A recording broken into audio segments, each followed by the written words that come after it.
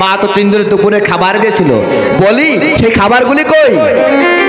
কি হলো মাথা নিচু করে দাঁড়িয়ে আছো কেন? উত্তর দাও দাদা, সে খাবার তুমি কি করেছো? সে খাবার বলো, সে খাবার তুমি কি করেছো? সে খাবার বলো। আমি একাই খেয়ে সুধা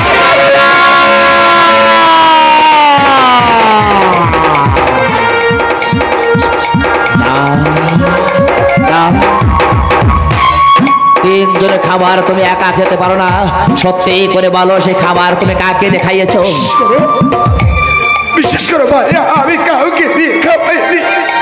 সব খাবার আমি একা খেয়েছো? এত ক্ষুধা তোমার, আমাদের 2টি ভাইকে না খাইয়ে তোমার খেতে বিবেকে এতটুকু বাঁধলো দাদা? আমার 2টি ভাই অভুক্ত রেখে তোমার খেতে কি বিবেকে এতটুকু বাঁধলো না? তুমি যে এত বড় স্বার্থপর আমি কোনোদিন ভাবতে পারিনি, কোনোদিন ভাবতে পারিনি তুমি যে এত বড় স্বার্থপর। বলো না ভাই, ও কথা বলো না। আমার বড় ভুল হয়ে গেছে, আমার বড় অন্যায় হয়ে গেছে।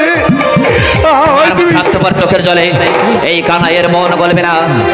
এই গোচর ভূমি দাঁড়িয়ে আকাশ বাতাস বৃক্ষ লতাকে সাক্ষী রেখে আমি প্রতিজ্ঞা করছি, আমি যতদিন এই বৃন্দাবনে আছি ততদিন আমি তোমার সঙ্গে আর কোনোদিন গোচারণে আসবো না, কোনোদিন গোচারণে আসবো না।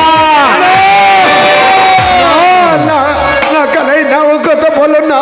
তুমি আমার ধ্যান, তুমি আমার জ্ঞান, তুমি আমার বাবু পরের কান্নারি। হলে তোমার আশিস না হলে সত্যি সত্যি আমি